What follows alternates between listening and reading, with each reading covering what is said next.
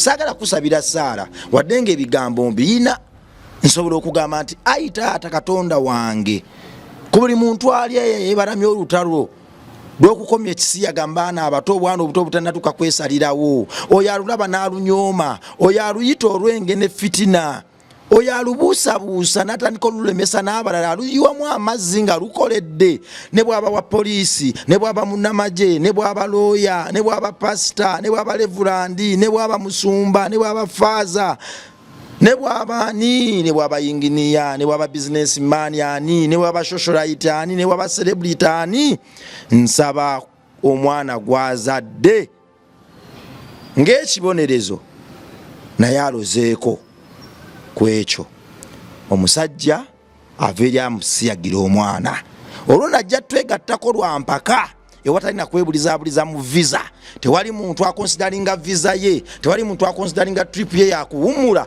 ng'omwana we ekyenda kivuddeyo ali ku kitanda apookya era byonna biyimirira. Saagala kusaba Saara eyo mbadde nkuwa kyakulabirako era ngisazizzaamu. Keni yali tayambadde kapiira mbadde nsaba bakebere Keni oba teyasiiga kaana bulwadde siriimu. Keni yali tayambadde kapiira. Keni yali temukibuusa maaso yegatta kaana akato nga tayambadde kapiira n'akamaliramu enkwaso ze. Keni yamalira mu kaana enkwaso ze. Keni yali tayambadde kapiira. Keni yasiyaga akaana ne kajja omusaayi ne kasesema akaana kato. Mbadde nsaba baana ba Katonda muleme kubuusa nsonga eno maaso. Tewali lutalo olugenda kusobola kusuula bisenge bye tuzimba teruliiyo. Bino ebisenge bye tuzimba bya kikugu nnyo era buli muntu ayimirira mu kkubo lyaffe mbadde nsaba otuviire bambi tugguse obuweereza buno bambi tuleke. Tuyina abaana ng'omwana wa Katonda ali eyo kubamu akafaananyi oli eyo weepanka. Bino bye tukola banga abamala obudde bye tukola banga abali mu kuzannyamu naye kubamu akafaananyi ng'olira oyo ovudde mu kooti okuwolereza abantu n'osanga akaana ko ng'ennooni eri wabweru omusiyaga kasiyaze n'adduka. Obwana obuto tebusaba bingi. Kakati omusiyaga agenda n'alaba nti okusiyaga omuntu omukulu agenda mumalako emirembe agenda musaba ebintu bingi. Ngulira iPhone ngulira kika kati alina oguzimu gw'okusiyaga ono obwongo obwo nabumalira ku mwana muto kuba amulimbalimba na kikomanda amulimbalimba na switi amulimbalimba na kikomando na switi n'amusiyaga.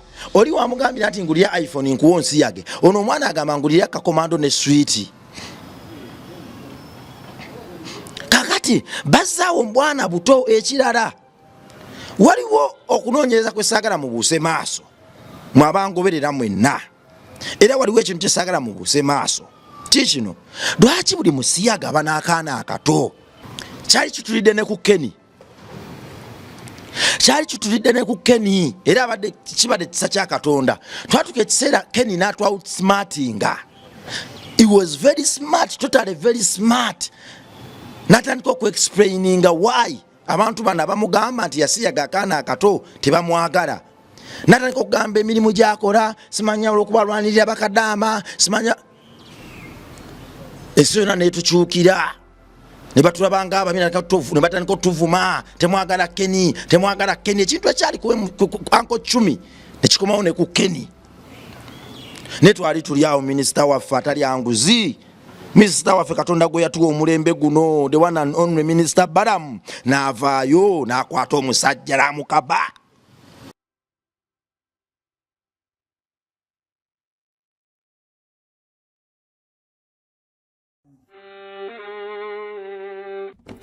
Sebo, nyabo, mwana wa Katonda wenna ali eyo. Eno yera Bongo Charity Foundation. Tukola art for charity.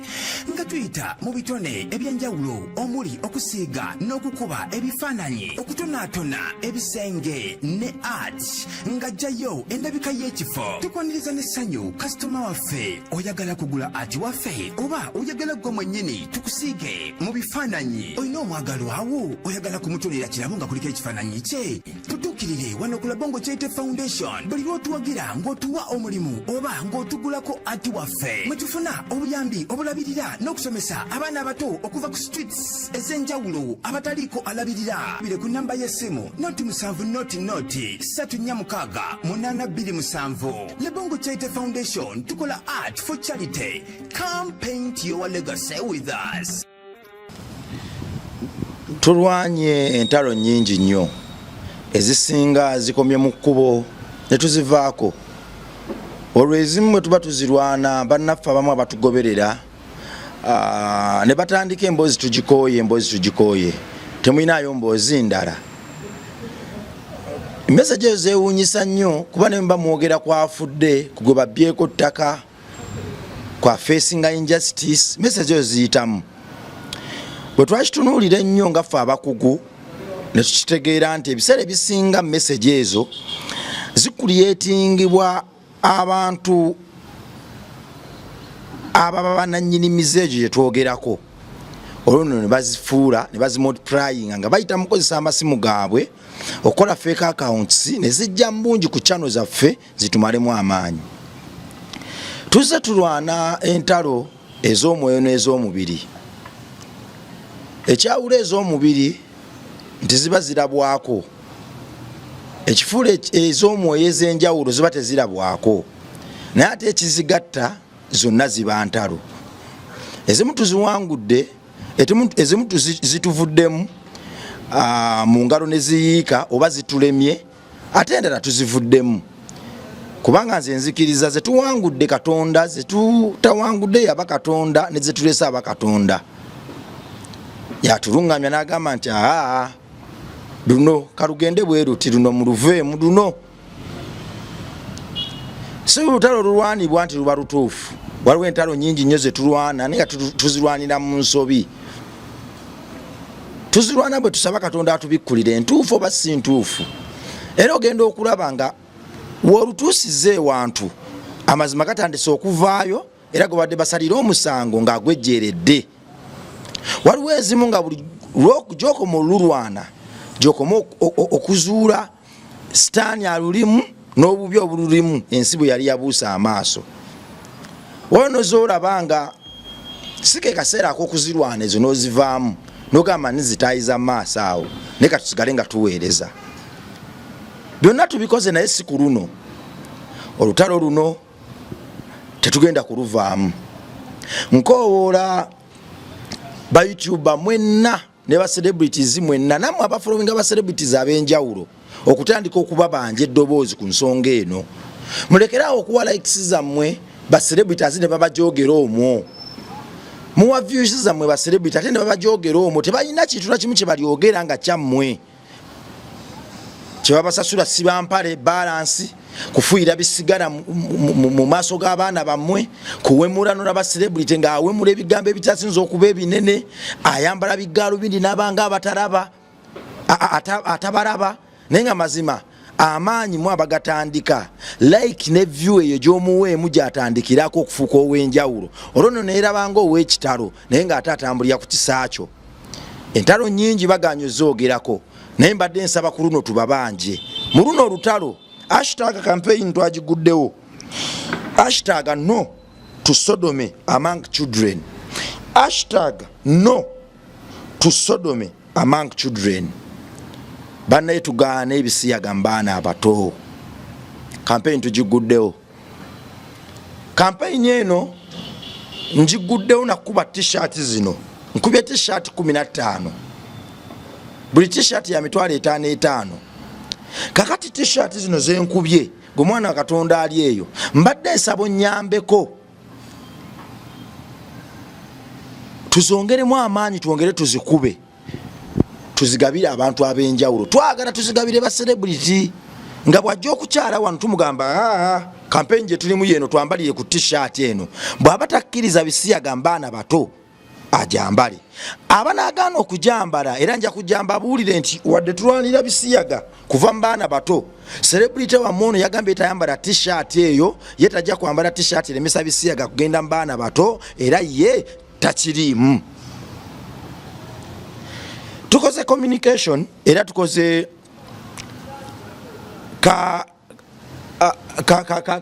ka sensitization akatini ngezezaako nnyo okwogera ne bannange bengezezaako okwogera nabo era ffenna tugenda kuvaayo nga tuli ku kozi yeemu ba YouTube ab'enjawulo ba celebrity ab'enjawulo bonna njogedde nabo mbakubidde essimu ne mbasaba okuneegattako mu kampeyini eno abasinga bakkiriza abalala baŋŋambye omanye ebyo ebyabasiyazi bazibu nnyo abasiyazi abasiyaga obwana obuto bannange bazibu nnyo balina connection kati nze nnyinza okuboogerako nti basiyaga baana bato ne banyima visa yange ate wiiki ejja nina show abamu be boogedde ne mbagamba nti kale mwabagamba nti ebisiyaga birungi mbaana bato era visa zammwe simaziyinza osalibwamu show zammwe olwokuba mwogedde ku bwana obuto bwe basiyaga kiryokke mugende maaso n'okugenda mwe mwenjoyinge ng'abaana bammwe bayita mu kunyigirizibwa okukabangawo omwana essuubi lye lyonna lyayina aliyina mu ggwe omwana omuto essuubi lyayina lyonna aliyina mu ggwe kubanga ggwe alabayo ffe tuliwo okubaggumiza olwo nno baggumire n'ekibira kigumire buli bw'otreasuringa ebyenfuna byo entambula zo n'ebigendererwa byo ne weerabira omwana omuto kigenda kutuukako saagala kusabira Saara wadde ng'ebigambo mbiyina nsobola okugamba nti ayi taata Katonda wange ku buli muntu ali eyo yeebaramya olutalo lw'okukomya ekisiyaga mbaana abato obwana obuto obutannatuuka kwesalirawo oyo alulaba n'alunyooma oyo aluyita olwenge ne fitina oyo alubuusabuusa n'atandika olulemesa n'abalala aluyiwamu amazzi nga lukoledde ne bw'aba wa poliisi ne bw'aba munnamagye ne bw'aba looya ne bw'aba pasita ne bw'aba levulandi ne bw'aba musumba ne bw'aba faaza ne bw'aba ani ne bw'aba yinginiya ne bw'aba businessman ani ne bw'aba socialite ani ne bw'aba celebrity ani nsaba omwana gwazadde ng'ekibonerezo naye alozeeko ku ekyo omusajja ava eri amusiyagira omwana olwo najja twegattako lwa mpaka ewatalina kwebulizaabuliza mu visa tewali muntu akonsidaringa visa ye tewali muntu akonsidaringa trip ye yakuwumula ng'omwana we ekyenda kivuddeyo ali ku kitanda apookya era byonna biyimirira saagala kusaba Saara eyo mbadde nkuwa kyakulabirako era ngisazizzaamu gwe mwana wa Katonda ali eyo kekana akaseera twegatte kekana akaseera akatuufu nga baminisita bayimiridde naffe kekana akaseera akatuufu nga bannamateeka bazuukuse balyanga babadde mu kirooto ekiwanvu naye bakivuddemu bayimiridde naffe twerwaneko buli alina eddoboozi aveeyo ayimirire ku nsonga eno #no to sodomy among children ze t-shirt ezifuluma gwe mwana wa Katonda ali eyo atulako obutezirayiki ne komenti nogamba bannange mbawagira tekimala kakati mbadde nsaba gwalina obusobozi nawe osotugulyayo t-shirt buli t-shirt ya mitwalo 5 twagala tuzigabe mu masomero twagala tuzigabe mu makyaki twagala tuzigabire abantu ku nguudo twagala t-shirt eno efuuke ng'emmere ku street zaffe wano twagala tuzigabire abantu ku nguudo gwe mwana wa Katonda ali eyo Katonda gwa blessinze n'akasente osooka amazi kampe emitwalo 5 tukoleyo t-shirt za mitwalo 5 tugenda tuzigabire ababoda tuzigabire buli bantu kampeyini eno omuntu asome ekigambo kino kimunyikire mu bwongo atandike no kitya gwe mwana Katonda ali yaraba sheeno Katonda akublessinze ogamba nti bannange siwagira bisiyaga gwa komenti ngaawo nawe ke kaseera wenyigire mu mbeera eno nawe gulayeko ku t-shirt ne bwe ziba 3 tuzikubise twagala tukole t-shirt twagala tuzigabire abantu bwerere nawe asobola ogigula osobola okubeera eno ga nti bannange nze kangulire t-shirt ya mitwalo 5 kanjigulire abaana bange kanjigulireyo senga wange kanjigulire omusumba wange n'abasumba bammwe bazambale kitegeerekeka olina omusumba ali eyo naye mugulire t-shirt #not to sodomy among children n'omusumba gimugulire agibuliriremu enjiri awo no mugenda okubuukira abasumba bamu abamu abantu gwabisiyaga mbwana buto ojja gitwalira omusumba wo akufukamiza akugobe mu sitaani ngagamba sitaani yagikuleesezza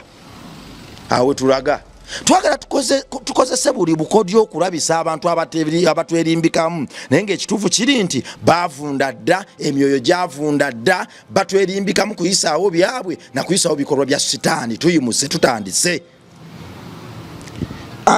#no to sodomy among children ye campaign #no to Sodome among children ye campaign. Nsaba ba TikTok mwenna abalina following y'amaanyi. Nsaba Edward the Great akatambika no kateme nsaba Yugi trends akatambika no kateme ba TikTok bonna niko updates mwenna abali yeyo mutemwe mwakatambika no mukapostinga ku TikTok zamwe kubazirabirwa abantu bangi kuluno tuyimirire wamu fena tugambe nti #no to Sodome among children. Omwana wa Katonda ali eyo ayina following bwebera ma campaign eno ogenda kuboliddemu omwana w'eggwanga olukwe nyingi nnyo campaign ze mwebalamye naye temugenda kwebala ma campaign eno si kya bwa Katonda bannayite mukikola. #no to Sodome among children ye campaign. Mbadde nsaba gwe ayina following ensingako nze wendi nkyazaako nkunyonyole kisiyaga mbaana abato kibi kyenkana ki oba bwenkana ki nkunyonyole kisiyaga Katonda yakikyawa atya nkunyonyole Katonda yakolomera ki abantu abatunuza obwana obuto mu mbuga ya sitaani era yabugamba ki. Tujja kusoma kubiragaragara mbaana abato, tujja soma ku mukwano mbaana abato omutuufu n'ogw'ekikukujju, tujja soma ku bintu bingi nnyo ebigenze bitwala abaana abato wansi wa campaign. Era naawe nkusaba ali eyo emitala w'amayanja ayina information ekwata ku kisiyaga mbaana abato asobola okunnyonnyola omuntu n'akitegeera neegatteko. Tujja kufunayo wano akantu nga kazoom nga tukuleeta live tubenga tuogera naye mu studio wano Katonda agenda tuwa amaanyi nawe ayina ekyuma ekyo tuso tuyamba okusika omuntu ali eyo ne tumuleta mu studio zaffe wano tusaba otuyambeko. Twagala tukufuna abantu bangi nnyo okwetoloola ensi yonna ku mulamwa guno ne ku mulamwa gw'abaana baffe nga bavaayo ne boogera bo ku kye bamanyi Katonda kiyateekateeka ne ku kye basuubira. Keni yasiyaga akaana akato we tuli. Keni yasiyaga akaana akato ne kasesema ekyo nkiddamu sigenda kukoowa kukyogera. Keni yasiyaga akaana akato ne kasesema ne kava omusaayi emabega. Keni n'asigala ng'asiyaga ng'akaana bakagamba bannange mundeke enseseme ng'abalala bagamba mukaleke kaseseme. Keni ng'afunvubidde. Keni yali tayambadde kapiira. Mbadde nsaba bakebere Keni oba teyasiga kaana bulwadde siriimu. Keni yali tayambadde kapiira. Keni yali ekyo mukibuusa maaso yegatta kaana akato nga tayambadde kapiira n'akamaliramu enkwaso ze. Keni yamalira mu kaana enkwaso ze. Keni yali tayambadde kapiira. Keni yasiyaga akaana ne kajja omusaayi ne kasesema. Akaana kato mbadde nsaba baana ba Katonda muleme kubuusa nsonga eno maaso. Keni aveeyo asimbibwe mu mbuga z'amateeka tetusirika paka nga kikoleddwa. Entalo nnyingi nnyo ezisituse naye tewali lutalo lugenda kusobola kibuga Isirayiri oba nsi Isirayiri. Tekiriyo. Tewali kyakulwanyisa kigenda sobola Isirayiri tekiriyo. Tewali lutalo lugenda sobola kusuula bisenge bye tuzimba tebiriyo. Tekiriyo. Tewali lutalo lugenda kusobola kusuula bisenge bye tuzimba teruliyo. Bino ebisenge bye tuzimba bya kikugu nnyo era buli muntu ayimirira mu kkubo lyaffe mbadde nsaba otuviire bambi tugguse obuweereza buno bambi tuleke. Tuyina abaana. Omwana wa Katonda ali eyo kuba mwakafaananyi oli eyo weepanka. Bino bye tukola banga abamala obudde. Bye tukola banga abali mu kuzannyamu. Naye kuba mwakafaananyi ng'olira oyo ovudde mu kooti okuwolereza abantu. Nosanga akaana konge ennoni eri wabweru omusiyaga kasiyaze n'adduka. Lwaki tusigazezzaako nnyera wakitufuba nnyera wakitulemedde ku nsonga eno? Obwana obuto tebusaba bingi. Kakati omusiyaga agenda nalaba nti okusiyaga omuntu omukulu agenda mumalako emirembe agenda musaba ebintu bingi. Ngulira iPhone, ngulira kika kati ayina oguzimu gw'okusiyaga ono. Obwongo obwo nabumalira ku mwana muto kuba amulimbalimba na kikomanda amulimbalimba na sweeti. Amulimbalimba na kikomando na sweeti n'amusiyaga. Oli wamugambira nti ngulira iPhone nkuwo nsiyage. Ono omwana agamba ngulira kakomando ne sweeti. Kakati kakati bazaawo mwana buto ekirala waliwo okunoonyereza kwesagala mubuuse maaso mwabangoberera mwenna era waliwo ekintu kyesagala mubuuse maaso kikino lwaki buli musiyaga aba n'akaana akato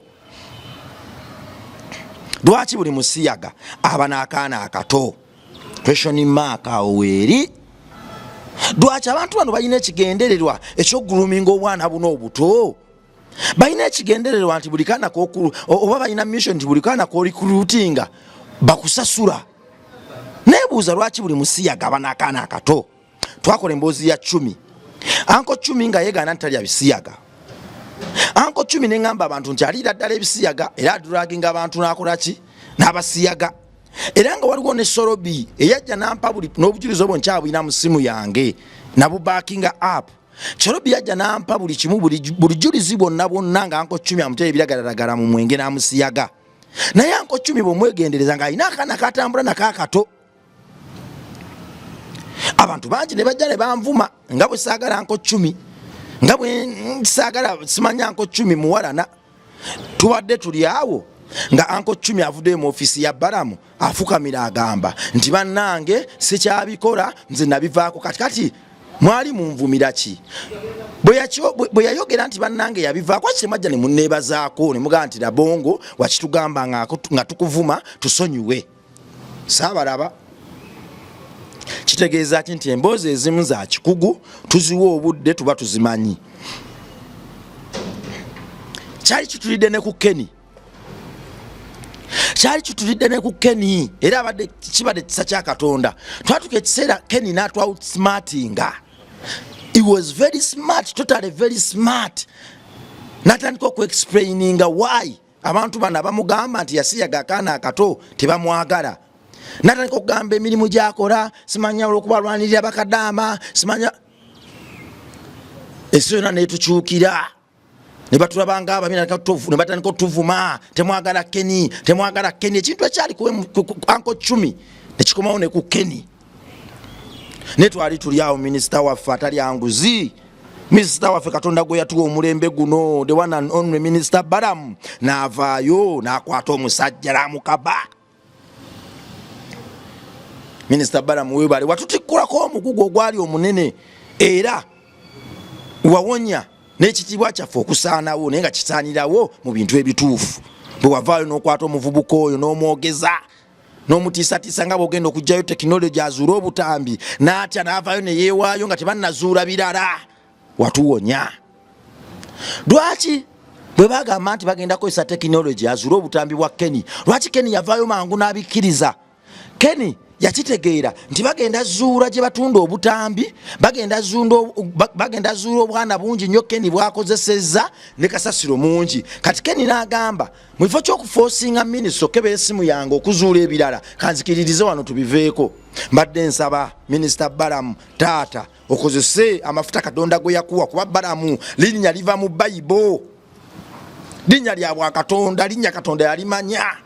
Tusaba Tata Minister Balamu otuyambe olemere ku simu ya Keni ogitaganjule obujulizi bwonna mwebuli sike kakana kasoso siyaga kubanga bana basiyaga bayingiza obwana mu bikolwa by'obwa Sodoma kuba tebusaba bingi ate ekirala wandibanga waliwo ekkobaane nga gwe gyokoma okuyingiza akaana akato mu busiyaga ofuna kiralu waliwo akusasula. Lwaki buli musiyaga aba n'akaana? Era ne Keni bwe yabadde agezaako okwewolereza yagambye nti taata Minisita Balamu bansonyiwe nakyuka nina n'omwana n'omukyala. Omusiyaga lwaki ata azaala? Twandigambye nti kino kisobola okubawa abaana kye beesibyemu of which kinaako buzibu kasita abanga mukulu ku mukulu naye ate beerimbika mu bwana bazanya kidoobya kibuzaabuza nina n'omukyala n'omwana nina omukyala aleka ne mukyala we saagala kyogera kankikomyawo. Baana ba Katonda buli alina following, buli alina omuntu ogwowagidde omuyimbi ogwowagidde vaayo mubanje t-shirt eno eriwa ayambale t-shirt eno #no to Sodome among children celebrity oyo agamba ayagala nnyo Katonda, celebrity oyo agamba nti ayagala nnyo ensi ye, celebrity ye oyo agamba nti ye bw'atayimba nnyimba zikwata ku bantu ku mitima tayimba, pastor oyo agamba nti alwanyisa nnyo okukabasanya obwana obuto, pastor oyo agamba nti okukabasanya obwana obuto sitaani, pastor oyo agamba nti ye tabuulidde njiri ya Katonda bitooke bye bigwa, oyo CEO oyo wa boda wa kuleetera emmere mu kikomera kyo, oyo wa boda wa kutwala omwana wo ku ssomero, oyo ticha asomesa omwana wo, oyo headmaster amastering essomero ly'omwana wo gy'asomera. Mugulire t-shirt kino kirungi okimuwe. Not Sodome among children akyambale. Not Sodome among children akyambale.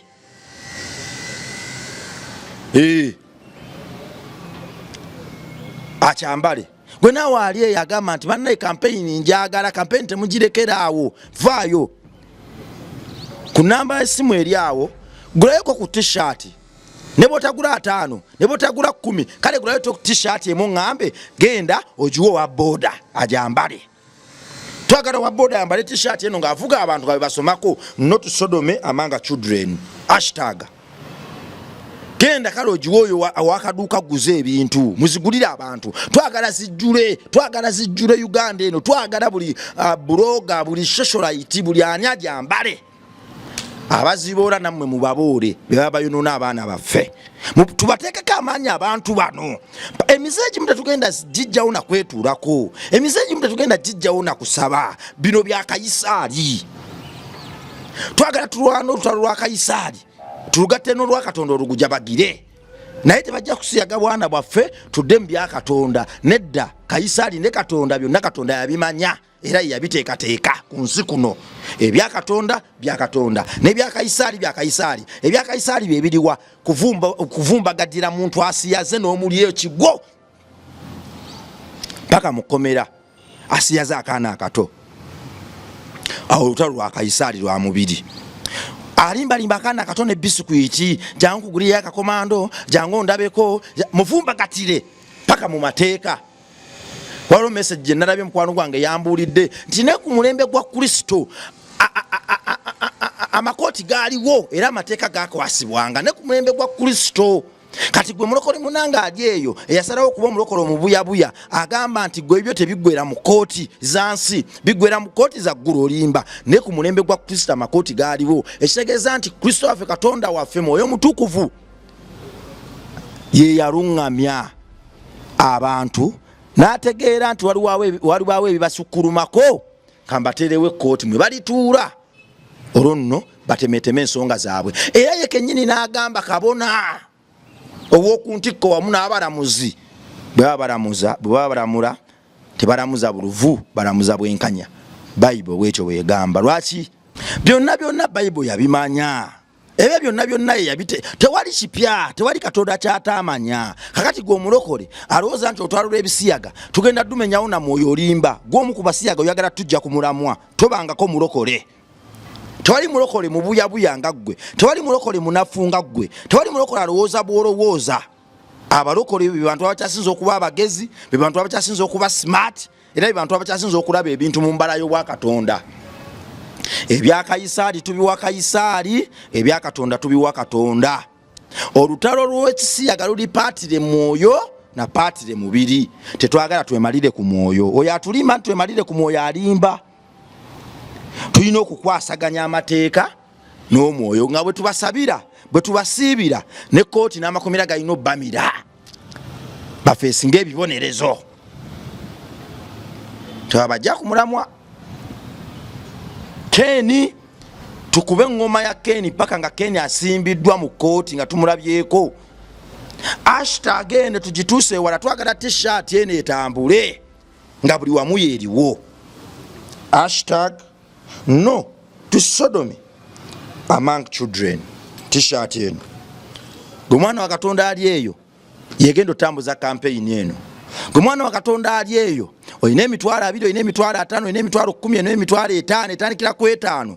Tuyambo tugulireko ku t-shirt. Tuzitwale, twagala tuzigabe mu masomero, twagala tuzigabe mu machachi, twagala tuzigabe mu bavuzi ba boda, twagala tuzigabe mu bakozi b'omu hoteero, twagala tuzigabe mu matiimu agasamba omupiira, tiimu z'omupiira. ng'omwana bw'asomako ategeererawo nti akapande kamuli kumpi. Kyekiseera gavumenti bw'ebeerwana naffe tulwane. Kyekiseera minisita Balamu bw'aba alwana naffe tulwane. Kyekiseera celebrity wo bw'aba alwana naawe atugoberera olwane. Vaayo oyimirire ne serebuwo atavuddeyo kuwa ddoboozi ku kisiyaga n'ebiboozi bye bikyawe abatalina kyatugamba ku kisiyaga mbaana abato abatalina kyatugamba. Bavaayo ku TikTok ne bayogera agaboozi ga muyimbi kyasinga iti tuli mu tebatudaivatinga tuli mu lutalo lwa kisiyaga mbaana bato. Tebatutaivatinga mbala bakola biraivu byabwe ne badda ku muyimbi kyasinga iti muyimbi kyasinga emmotoka muyimbi kyasinga ennyumba ennungi eby'ennyumba ennungi eby'emmotoka eby'engatta ennungi pafumu ennungi n'abakazi abalina obubina obunene byonna byansi tetugenda nabyo mu ggulu kati tuli ku lutalo lwa ggulu tuli ku mwana wa ggwanga agenda osigala mu nsi yaffe ey'enkya. Vaayo gamba omuyimbi wo nti kituufu byonna obyogedde okuva mu 1991 mwe nakuwagirira okuva mu 2020 mwe nakuwagirira byonna obyogedde kati vaayo oyogedde ku kisiyaga mbaana abato. Lwaki kale kola post emu kola post emu ku social media ando yo yonna ogambe nti #no to sodomy among children.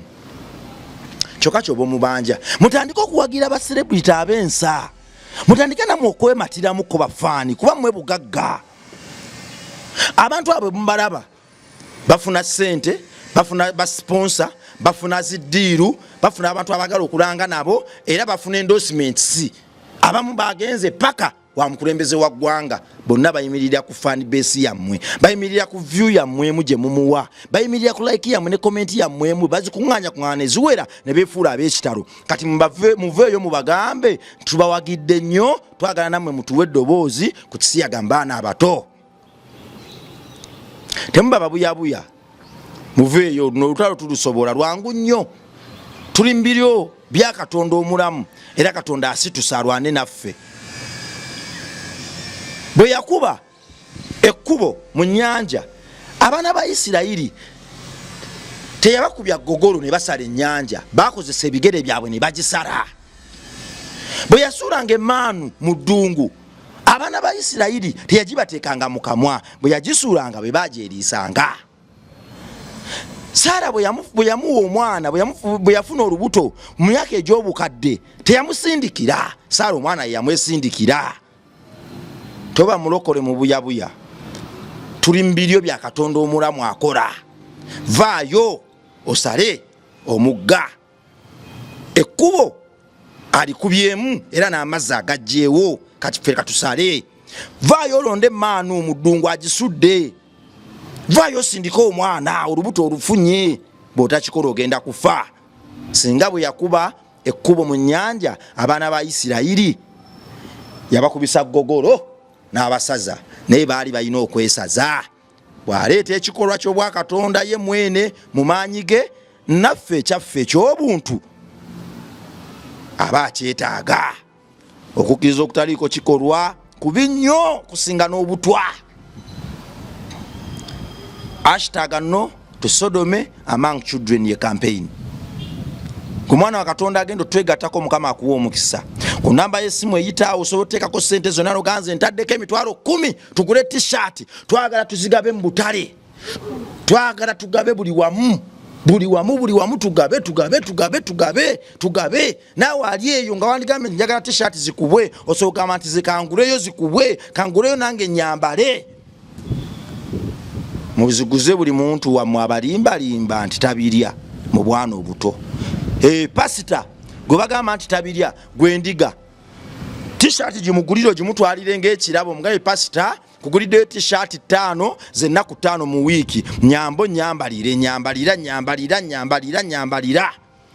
Ojja kulaba pasita ng'aluma enjala ng'atandika okugamba omanyi kale annaye kale kituufu ebisiyaga sibinaako buzibu mu bantu abakulu abo beekwana ebyabwe nkiddamu. Fugwaffe gwakubagamba nti banaye obubina essaawa yonna temugenda sigaza ebyenda bigenda vaayo ennuuni ogwange gwegwo naye olw'okuba muli bakulu mwesalirawo eyo ddembe lyammwe mwagamba baba weddembe mulikozese ngayo mwagala naye nze ngamba mu bwana buno obutenneesalirawo pasita wange vaayo obeeko ne kyoyogera gu t-shirt ngenda kuguggulira guguno gwakabi gulungi okubuliriremuko ku njiri mugenda kukaba pasita nga wabula okudduka ku butuuti gwe mwana wa Katonda tugenda kukomawo n'emboozi eno campaign egguddwawo twegatteko laga amaanyi laga obusungu yimirira naffe kino kitusobola #NotSodome among children. Mweraba.